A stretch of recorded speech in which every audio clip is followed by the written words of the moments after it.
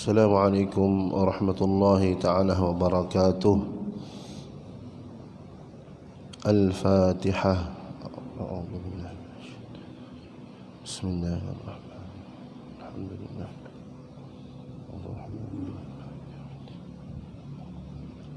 Iyyaka na'budu wa iyyaka nasta'in. Ghairil maghdubi waladdallin. Alhamdulillahi Rabbil Alamin. Wabihi nasta'in ala umurid dunya wad din. Sallallahu ala sayyidina Muhammadin khataman nabiyyin wa ala alihi wa sahbihi ajma'in. Rabbi syrah lana sudurana wa yassir lana umurana أبواب الفهم والحكمة كما فتحت على أنبيائك وأوليائك من عبادك الصالحين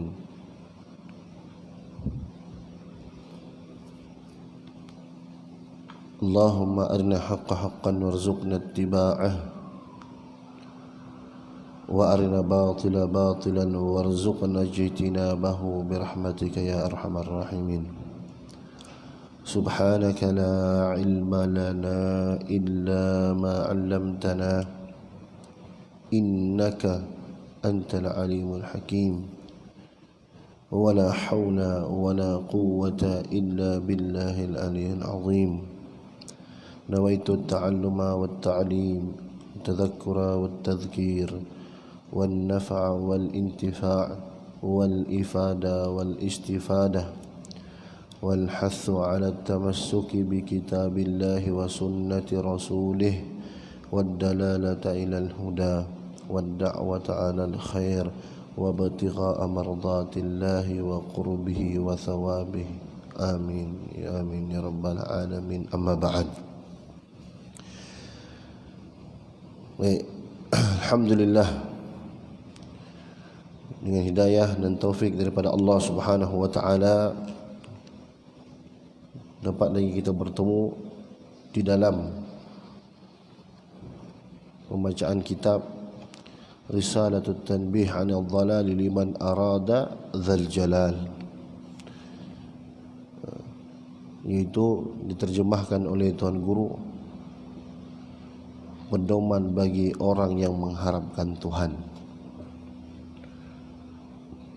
Sedangkan bila kita mengambil satu persatu daripada makna tajuk dalam bahasa Arab ini akan memberikan makna yang lebih luas ni, yaitu pedoman, peringatan bagi siapa anil dhalal, tentang kesesatan, tentang keburukan, tentang yang batil, bagi orang-orang yang mengharapkan Allah Subhanahu wa taala. Maknanya seperti kita lah. Pada hari ini kewujudan kita adalah makhluk yang sentiasa bergantung dan bersandar kepada Allah Subhanahu wa ta'ala. Sebab itu Allah Subhanahu wa ta'ala, salah satu daripada sifat af'alnya Allah Subhanahu wa ta'ala yaitu As-Samad, yaitu tempat berhajat atau tempat bergantung seluruhnya makhluk Allah Subhanahu wa ta'ala. Baik, kita sambung daripada tajuk permulaan mengenal keagungan Allah Subhanahu wa taala yang kita baru baca sampai pertengahan. Hadirin rahmat Allah Subhanahu wa taala, permulaan mengenal keagungan Allah Subhanahu wa taala ini adalah apa dia? saat-saat ataupun detik-detik yang cukup memberikan kesan di dalam kehidupan kita. Kerana tidak ada sesuatu perkara yang lebih penting dalam kehidupan kita ini melainkan kita mengenal Allah Subhanahu wa ta'ala.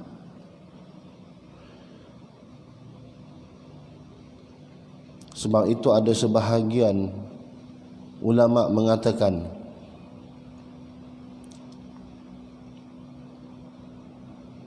jangan kita berfikir bagai nak mendekati Allah Subhanahu wa ta'ala. Jangan kita berfikir bagaimana zat Allah Subhanahu wa ta'ala, tetapi berfikirlah untuk mendekatkan diri kepada Allah bagaimana makhluk ciptaan Allah Subhanahu wa ta'ala. Sebab itu dalam hadis disebutkan oleh Rasulullah sallallahu alaihi wasallam dalam satu riwayat, Nabi sallallahu alaihi wasallam ingin mengajarkan kepada kita bagaimana bagaimana seseorang hamba yang ingin mencintai Allah Subhanahu wa ta'ala. Nabi sallallahu bersabda, qala Rasulullah sallallahu alaihi wasallam, ahibbullaha lima yaghdukum bihi min ni'amih. Ahibbullaha lima yaghdukum bihi min ni'amih. Hendaklah kamu mencintai Allah. Hendaklah kamu mencintai Allah. Ahibbullaha lima yaghdukum bihi min ni'amih. Hendaklah kamu mencintai Allah dengan apa? Lima yaghdukum bihi min ni'amih. Dengan apa-apa pemberian Allah Subhanahu wa ta'ala kepada kamu melalui nikmat-nikmatnya Allah Subhanahu wa ta'ala. Maknanya kita nak mencintai Allah Subhanahu wa ta'ala, hendaklah kita mengetahui dan menghayati dengan syukur kepada Allah Subhanahu wa ta'ala atas nikmat-nikmat yang Allah Subhanahu wa ta'ala berikan kepada kita. Sebab bila seseorang tidak ada kesedaran nikmat yang dia perolehi itu bukan datangnya daripada Allah, menyebabkan dia muhmil, berengan-rengan, acuh tak acuh, ataupun menyebabkan dia lalai daripada bersyukur atas nikmat yang Allah Subhanahu wa ta'ala berikan kepadanya. Jadi kita nak mencintai Allah Subhanahu wa ta'ala ini, hendaklah kita melihat kepada nikmat Allah Subhanahu wa ta'ala dengan erti kita mensyukuri nikmat Allah Subhanahu wa ta'ala kepada kita. Dan mensyukuri dan nikmat Allah Subhanahu wa ta'ala ini jangan dipandang dengan nilai yang baik sahaja baru kita menganggap Allah itu sayang kepada kita. Sedangkan qada dan qadar Allah Subhanahu wa ta'ala, sama ada baik ataupun buruk, itu adalah ketetapan daripada Allah Subhanahu wa ta'ala. Sebab itu Allah Subhanahu wa ta'ala berfirman, asa an taqrahu syai'an wa huwa khairul lakum wa asa tuhibbu syai'an wa huwa syarrul lakum wallahu ya'lamu wa antum la ta'lamun. Kamu menyangka perkara yang kamu benci itu adalah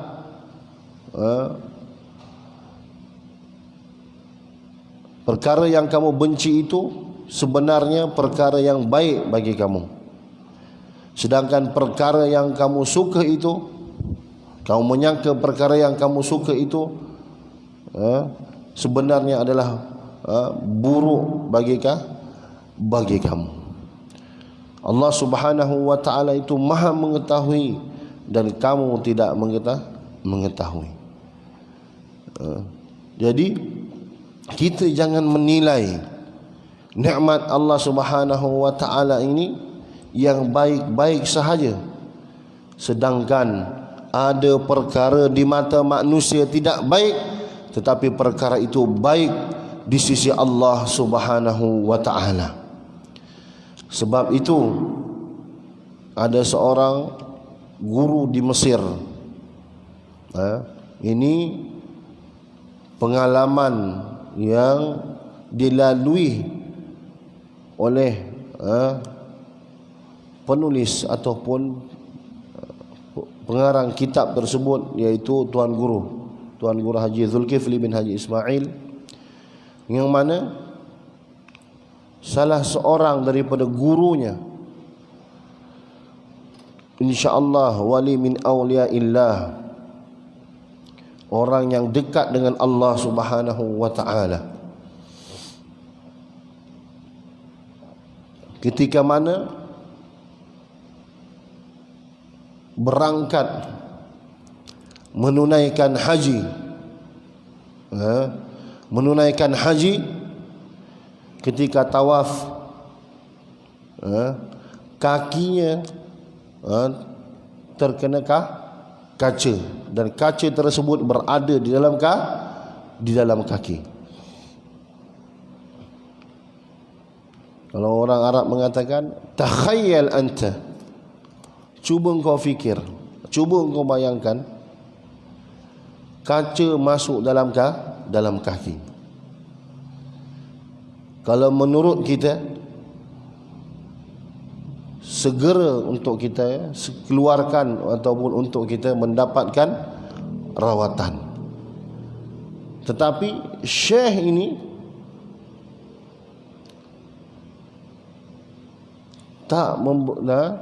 tidak langsung membuatkan rawatan, bahkan dia meminta ketika dirawat untuk tidak mengeluarkan kaca tersebut, melainkan hanya sekadar meletakkan antibiotik untuk tidak memberikan kesan yang terlalu buruk kepada dirinya. Ketika ditanya, wahai Syekh, kenapa Syekh melakukan perkara ini? Kalau ikut hukum macam kita orang biasa ni, jangan bawa pasal, kita jangan ikut-ikut. Setelah mendengar daripada kisah ni, kita nak ikut-ikut macam Syekh tersebut, kan? Kita, iman kita berbeza dengan orang-orang yang dekat dengan Allah Subhanahu wa ta'ala. Kita jangan memperlekehkan. Tahap keimanan kita berbeza dengan tahap keimanan orang yang menjaga makan mereka, orang yang menjaga minum mereka, menjaga waktu mereka dengan Allah Subhanahu wa ta'ala. Apa yang dia katakan ini saya tak boleh lupa, sebab dah selalu dengar daripada guru saya untuk memberikan contoh kepada orang yang apabila dia mengenal Allah Subhanahu wa ta'ala. Apa yang disebutkan oleh Syekh tersebut menjawab daripada persoalan kenapa Syekh melakukan perkara tersebut, tidak melakukan rawatan secara sempurna dengan mengeluarkan kaca tersebut dalam kaki. Syekh menjawab, kullu minal habibil khair kullu minal habibil khair, segala perkara yang datang daripada kekasih itu adalah baik belaka. Bayangkan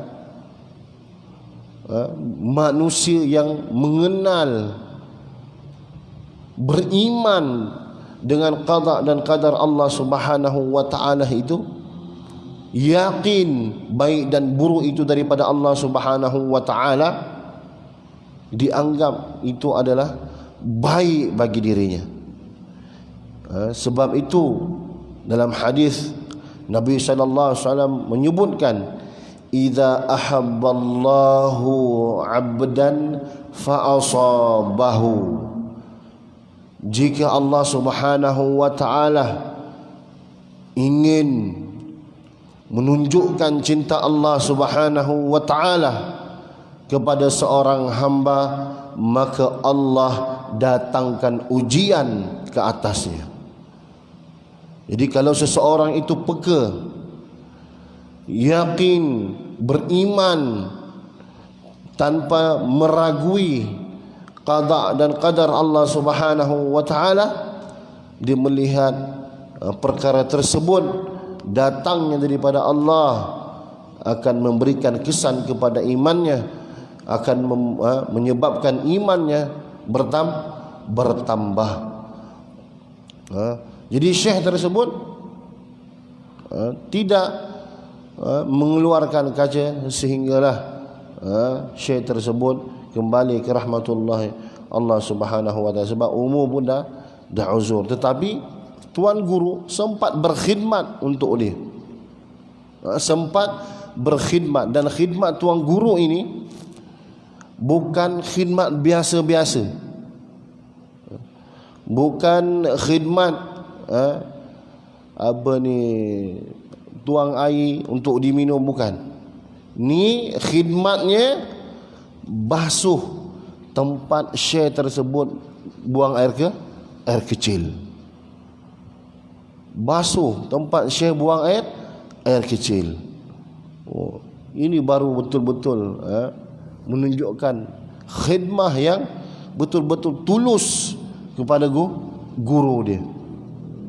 Khidmat basuh, dan basuh tempat bekas kencing tu, tuan guru mengatakan mula-mula dia basuh dengan jirus-jirus air sahaja. Tetapi guru mengatakan seolah-olah dalam hatinya masih merasa geli apa yang ada pada gurunya, sehingga nak mendidik hati ni tak nak ada terasa sikit pun tak suka dengan guru tersebut, tak nak ada sedikit pun pelik dalam hatinya tentang guru. Tuan guru pengarang kitab buat apa? Dengan penuh rendah diri, dengan penuh harapan kepada Allah, dengan macam-macam niat yang baik, agar dibuang penyakit yang penyakit hati, agar diberikan sifat-sifat mahmudah. Tuan guru melipat lengan bajunya dan masukkan tangannya menggosok tempat kencing tersebut dengan tangan. Setiap kali datang ke rumah syekh tersebut, bersihkan tempat kencing tu dengan tangan dia sendiri. Mungkin kita sendiri pun tak mampu. Tetapi begitulah seorang murid yang apabila sidq, tulus khidmat kepada guru dia, sehingga guru tersebut malu kepada tuan guru dan seorang sahabat tuan guru ini. Sehingga syekh apabila dia orang datang, syekh pun dah sorok dah tempat kencing dia tu, sorok. Sebab apa? Tak nak menyusahkan murid, dan syekh mengetahui ketulusan murid tersebut apabila berkhidmat. Sebab itu dalam khidmat ini apabila berkhidmat secara tulus dan sidik jujur kepada Allah, Allah memberikan kesan kepada diri kita, dan Allah memberikan futuhat dan barakah kepada khidmat kita dan kepada diri kita. Jadi itulah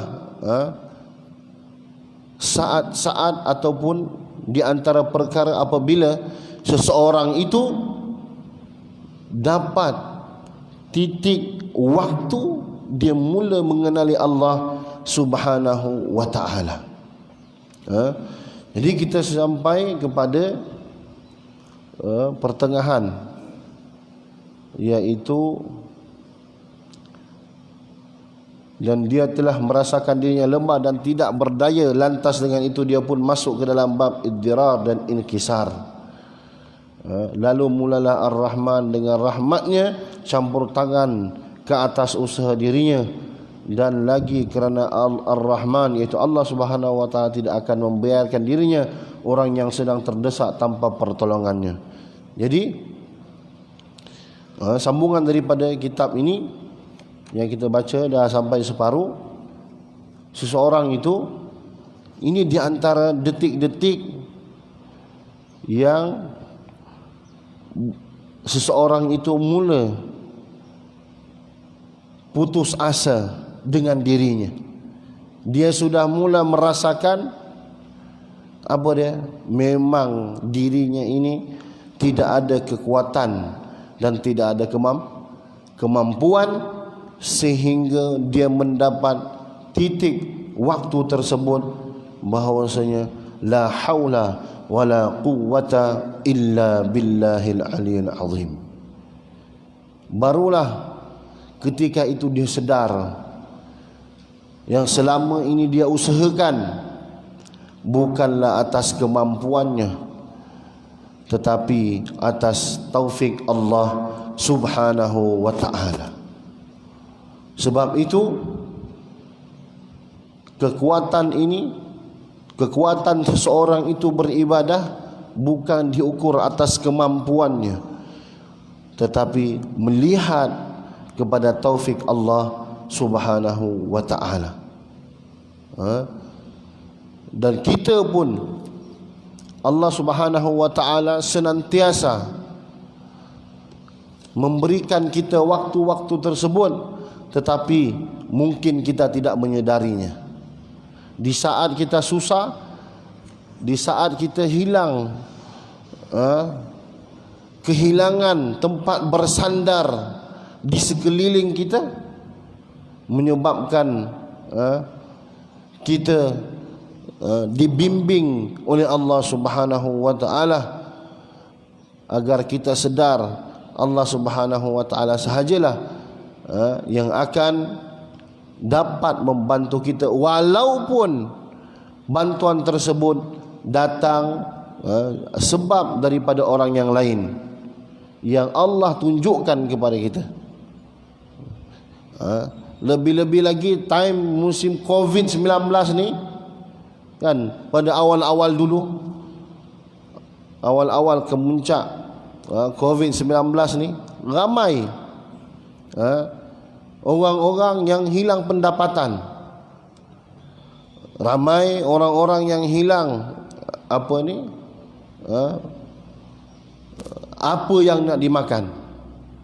Tetapi Allah Subhanahu wa ta'ala ini As-Samad, tempat bergantung, walaupun dia tidak sedar, walaupun dia tak mengetahui Allah Subhanahu wa ta'ala ini tempat bergantung, tetapi dengan ziarah seorang hamba Allah Subhanahu wa ta'ala yang dia tak kenal, datang memberikan bantuan makanan terhadapnya, menyebabkan dia merasa bersyukur, dan dia tak ingat, dia ingat adalah alhamdulillah, alhamdulillah Allah beri bantuan. Sebab itu dalam keadaan susah kita, saya sendiri mengalaminya, tetapi tak mungkin ataupun susah untuk kita ini, kita mengajar orang tentang yakin, kita lah kena usaha diri kita untuk yakin. Dan benda tu mesti ada pada kita. Kita ajar orang tentang sabar, kita kena tahu dan kita kena lalui sabar tersebut, dan kita kena lalui ujian tersebut. Jadi bagi orang yang alhamdulillah kita ni belajar, jadi kita tahu selagi mana ada nyawa di kandung badan, selagi itu rezeki tetap ada. Tak semestinya rezeki ini berbentuk wang ringgit. Yang penting rezeki yang Allah datangkan kepada kita adalah rezeki untuk meneruskan kehidupan kita, meneruskan sisa-sisa baki umur kita. Jadi ketika itu pengalaman saya memang agak susah, tetapi saya mengatakan alhamdulillah ada hikmah yang Allah akan berikan kepada kita. Saya bukan kerja kerajaan, hanya sekadar menjadi imam di Muzaffar Hotel, ada surau kat situ. Tetapi alhamdulillah, walaupun ujian, tetapi tiba-tiba dapat panggilan. Kita kenal lah, tetapi kita tak menyangka yang dia ni nak bagi bantuan kepada kita. Memang terasa nak tanya dia, tetapi kita kata, ya Allah, engkau lebih baik, engkau yang memberikan, lebih baik pemberian Allah Subhanahu wa taala ni daripada pemberian orang. Akhirnya dia call, tak cakap banyak, bagi nombor akaun. Kita pun masa itu berfikir, ya Allah, subhanallah, alhamdulillah. Saya perasaan diri saya lah, bila kita memikirkan nikmat ni yang datang ni bukan sebab orang ni kaya atau sebab orang ni susah, tapi sebab kalau Allah nak bagi, siapa pun dia boleh datangkan orang untuk bagi kita. Siapa pun Allah akan datangkan untuk bagi kepada kita. Jadi alhamdulillah, kita sendiri pun ramai manusia melaluinya, tetapi sedar tak sedar sahaja akan perkara tersebut. Jadi di saat susah, seperti dengan kisah-kisah yang kita sebutkan pengajian yang lepas, sehingga seseorang itu tidak ada tempat bergantung melainkan Allah Subhanahu wa ta'ala. Seorang wanita yang diajak berzina, seorang begitu juga berlaku kepada Sayyidina Bilal yang diseksa, tetapi tidak putus pergantungannya kepada Allah Subhanahu wa ta'ala. Mereka menikmati ujian tersebut dengan cinta kepada Allah dan cinta kepada Rasulullah sallallahu alaihi wasallam. Begitu juga yang berlaku ke atas Rasulullah sallallahu alaihi wasallam. Inilah pengorbanan. Apa yang berlaku kepada Rasulullah sallam, ke atas Rasulullah sallam, ketika mana Rasulullah sallam sedang berehat, datang orang yang memusir Rasulullah sallam, mengambil pedang Rasulullah, meletakkannya, menghunuskannya di hadapan Rasulullah sallam dengan berkata, siapa yang boleh membantu engkau pada saat ini, sedangkan tidak ada bersamamu, tidak ada seorang sahabat pun dekat situ. Nabi menyebutkan Allah. Selesai masalah. Yang jaga Rasulullah Allah. Akhirnya orang tersebut tak mampu menanggung hebatnya lafzul jalalah ini sehingga tangannya menggigil dan pedang tersebut jatuh. Tetapi Rasulullah SAW ini rahmatan lil alamin, bermuamalah sangat baik bukan sahaja kepada orang yang mencintai Rasulullah, orang yang ikut Rasulullah SAW, bahkan orang yang memusuhi Rasulullah pun Nabi tetap berbuat baik. Itulah rahmatan lil alamin, rahmat bagi sekalian alam. Baik. Kemudian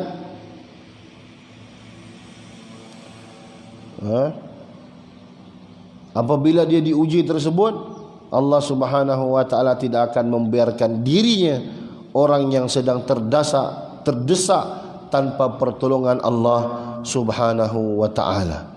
Allah pasti akan bantu. Adakah orang yang beriman sahaja yang Allah akan bantu? Tidak. Orang yang tidak beriman pun dengan rahmanud dunya Allah Subhanahu wa taala yang bersifat rahman, Allah Subhanahu wa taala akan memberikan pertolongan tersebut walaupun dia tidak beriman, tetapi dengan sifat rahman Allah Subhanahu wa taala. Lebih-lebih lagi apabila orang itu beriman kepada Allah Subhanahu wa taala, menyebabkan Allah jadikan perkara tersebut tajalli, menunjukkan kepada dia, menyingkapkan kepada dia, tidak ada yang membantu dia melainkan Allah Subhanahu wa taala. Baik. Dan lagi orang yang terdesak itu tidak lain adalah dalam keadaan yang jujur pada permohonannya kepada Allah. Tetapi perkara tersebut bukan dia datang tiba-tiba sahaja macam tu, kita ni kenal Allah, tak. Dia akan melalui proses apa dia? Iaitu jujur pada permohonannya kepada Allah. Maknanya dalam keadaan dia diuji, dia tidak putus-putus berzikir kepada Allah, meminta kepada Allah Subhanahu wa taala, mengemis di hadapan Allah Subhanahu wa taala. Sebab itulah penyelesaian kepada masalah kita, sebelum kita mencari penyelesaian melalui asbabud dunia ataupun melalui asbab-asbab yang ada di dalam kehidupan kita ini, hendaklah seseorang itu terutamanya mencari sebab akhirat ataupun sebab daripada Allah Subhanahu wa taala. Maknanya sebab dengan kita menguatkan hubungan kita kepada Allah Subhanahu wa taala.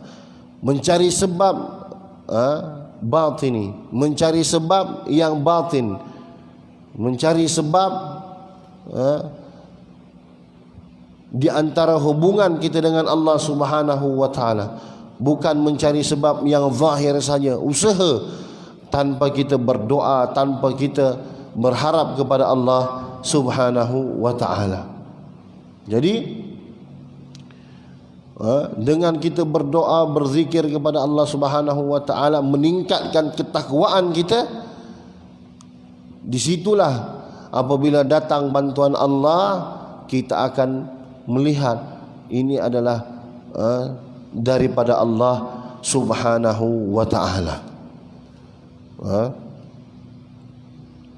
Dengan sebab itu Allah Subhanahu wa taala berfirman, "Wa may yattaqillaha yaj'al lahu makhraja wa yarzuqhu min haitsu la yahtasib." Jika sesiapa orang, siapa yang bertakwa kepada Allah Subhanahu wa taala, bertakwa kepada Allah, mentaati Allah Subhanahu wa taala, menjauhi larangan Allah Subhanahu wa taala, yaj'al lahu makhraja, maka Allah Subhanahu wa taala akan berikan kepadanya jalan keluar daripada masalahnya. Wa yarzuquhu min haitsu la yahtasib, dan Allah akan memberikan rezeki kepadanya yang tidak disangka-sangka. Perkara tersebut kita boleh tengok kepada anak kita sendiri ataupun sebahagian pelajar-pelajar ketika dekat peperiksaan, yang mana menjaga hubungannya dengan Allah Subhanahu wa taala, dia dapat keputusan yang baik, ataupun yang mana seseorang itu nak bekerja, membuat pekerjaan, buat solat hajat, minta doa dengan orang soleh, buat kenduri, bagi sedekah. Ini semua usaha-usaha akhirat kita. Semua usaha-usaha meningkatkan ketakwaan kepada Allah Subhanahu wa taala, maka Allah mudahkan untuk dia selamat, untuk dia berjaya di dalam perkara yang dia sedang pohon kepada Allah Subhanahu wa taala.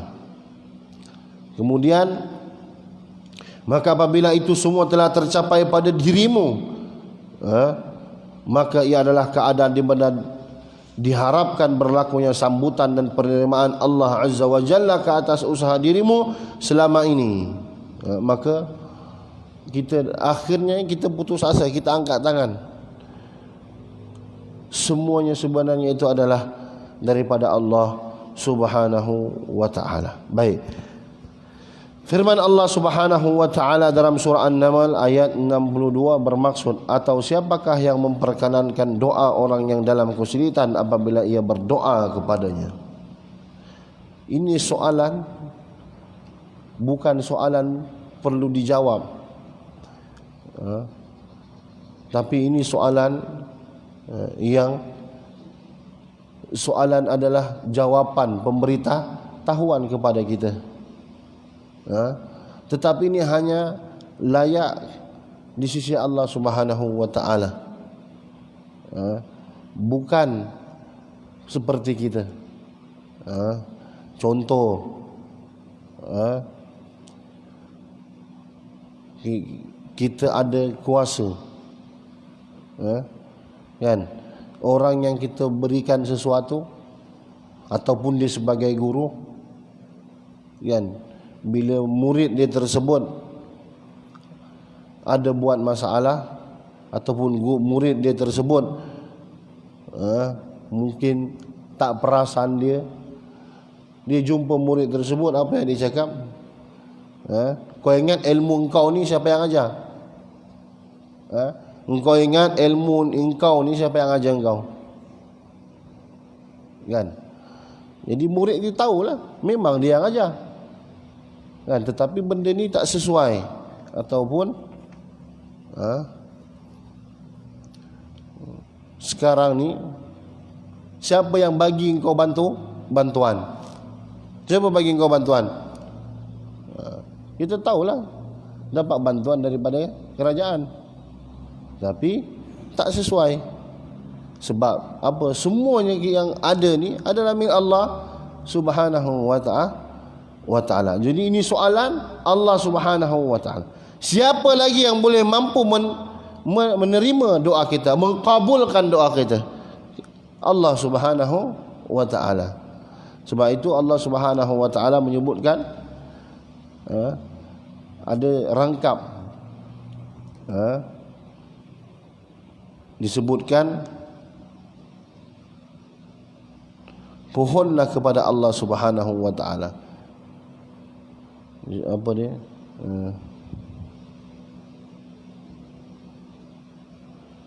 Dia punya ni, mintalah kepada Allah,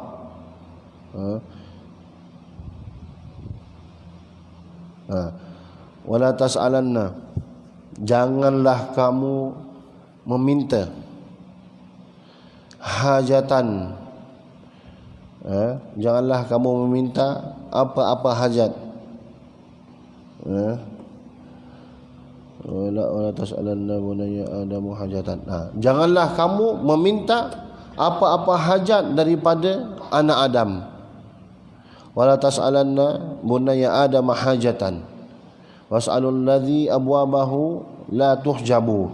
Dan mintalah kepada Allah Subhanahu wa taala yang mana pintu ijabahnya tersebut tidak akan pernah tertutup. Wa bunayya Adamu hina yus'alu yughdabu. Dan anak-anak Adam ini, manusia ini, sifat mereka, setiap makin banyak kali kita minta, setiap kali kita minta kepadanya, dia akan marah. Awal-awal okey lagi, 2 kali okey, kali ketiga dia dah marah. Asyik meminta je ni engkau ni, tak ada kerja lain. Tapi Allah, wallahu yughdabu, dan Allah marah intarakta su'aluh, dan Allah marah jika engkau tinggalkan daripada meminta dan berdoa kepada Allah Subhanahu wa taala. Itu seorang ulama mengungkapkan macam tu. Kemudian surah Al-A'raf yang bermaksud sesungguhnya rahmat Allah amat dekat kepada orang-orang yang baik. Jadi kita nak dapat rahmat Allah Subhanahu wa taala, berusaha kita mendekatkan diri kita kepada kebaikan. Baik. Di dalam sebuah hadis qudsi Rasulullah SAW telah bersabda yang bermaksud, aku adalah menurut sangkaan hambaku terhadap diriku. Ana inda dhanni abdi bih falyadhun ma syaa. Aku ini menurut sangkaan hambaku terhadap mananya Allah Subhanahu wa taala akan memberikan kepada kita menurut apa yang kita sangkakan. Sebab itu kita banyak bersangka baik kepada Allah Subhanahu wa taala, dan banyak apa yang kita inginkan kita mengatakan Allah Subhanahu wa taala itu yang maha mampu. Contoh, tak terbayang kita dah tak ada kerja, tabung haji pun tak ada, tetapi jangan pernah putus asa berniat aku nak pergi haji, berazam aku nak pergi haji. Rezeki Allah ni bukan kepada orang yang ada tabung haji je. Walaupun itu salah satu jalan, tetapi ada je orang tak ada tabung haji, tiba-tiba rezeki Allah datang, boleh pergi haji. Itu kita sangka baik kepada Allah Subhanahu wa taala. Walaupun berlaku ke atas kita tidak baik, tapi sangka baik kepada Allah Subhanahu wa taala. Contoh kita diuji, kita ingatkan idza ahabballahu 'abdan fa asabahu. Jika Allah ingin tunjukkan Allah sayang kepada seorang hamba, maka Allah datangkan ujian padanya. Maknanya kita sedang diuji oleh Allah Subhanahu wa taala, Allah sedang cinta dan sayang kepada kita. Kemudian maka hendaklah engkau bersyukur kepada Allah Azza wa Jalla dan sentiasa bertakwa dan memelihara adab pada setiap waktu dan tempat, kerana sungguhnya bersyukur itu adalah sebab bagi berkekalan dan bertambahnya nikmat. Jadi bersyukur ini macam mana? La in syakartum la azidannakum. Jika kamu bersyukur, maka aku akan tambahkan kepada kamu. Syukur kepada Allah Subhanahu wa taala ni bukan dengan ucapan, tetapi meningkatkan ketakwaan kepada Allah Subhanahu wa taala, meningkatkan kualiti ibadah kepada Allah Subhanahu wa taala. Itu syukur kepada Allah Subhanahu wa taala dan ingin menjaga. Sebab itu kita ulama mengatakan iman itu bertambah dan berkurang, meningkat dan berkurang. Iman seseorang hamba yang ikhlas, yang jujur, yang sidik kepada Allah Subhanahu wa taala, imannya itu terus bertambah. Dan berkurangnya iman seseorang tersebut jangan sampai dia meninggalkan, itu bukan lagi berkurang, kita sebagai orang yang kenal, orang yang belajar, iman kita yang dikatakan berkurang, yang amalan biasa kita buat jangan sampai dia hilang. Contoh, setiap hari kita solat duha 2 rakaat kan, tapi kita nak tambah 4, 6. Jadi berkurangnya di tersebut, jangan sampai 2 rakaat ini langsung kita tak buat. Jangan sampai 2 rakaat ini langsung kita tak buat. Ataupun kita biasa datang kita biasa memberikan sedekah setiap hari kan. Jadi tak semestinya kita biasa RM10 kita bagi sedekah, tiba-tiba kita satu hari bagi RM50, kemudian satu hari lagi kita terasa nak bagi tapi RM50 tak ada RM10 je ataupun RM5. Bagi je lah. Yang penting bersedekah tu jangan tinggal. Yang tu bila sebut iman berkurang dan bertambah ini. Baik. Wallahu a'lam. Mudah-mudahan Allah Subhanahu wa taala jadikan kita hamba yang bersyukur, dan mudah-mudahan Allah Subhanahu wa taala jadikan kita hamba yang bertakwa di sisi Allah Subhanahu wa taala. Nah, sebab itu Nabi sallallahu mengingatkan kepada kita, ittaqullaha haitsuma kunta watbi'is sayyi'atal hasanah tamhuha wa khaliqin nas bi khuluqin hasan. Bertakwalah kamu kepada Allah Subhanahu wa taala di manapun, di saat manapun kamu berada, dan segeralah bertaubat kembali kepada Allah Subhanahu wa taala apabila kamu terjerumus di dalam kelalaian ataupun kemaksiatan. Sesungguhnya kembali kepada Allah Subhanahu wa taala itu, berbuat baik itu akan memadamkan dosa dan kesalahan kita, dan bermuamalah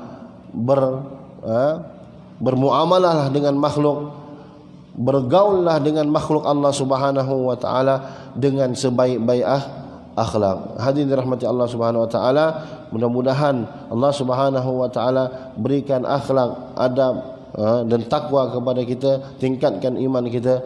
Allahumma rzuqna hakikatul iman wa hakikatul tauhid, dan Allahumma inna nas'aluka hubbak wa hubba man yuhibbuk wa hubba amalan yuqarribuna ila hubbik. Allahumma ati taqwaha wa zakkaha wa anta khairu man zakkaha anta waliyuha wa maulaha. Rabbana zalamna anfusana wa illam taghfir lana wa tarhamna lanakunanna minal khasirin. Rabbana la tuzigh qulubana ba'da idh hadaytana wa hab lana min ladunka rahmatan innaka antal wahhab.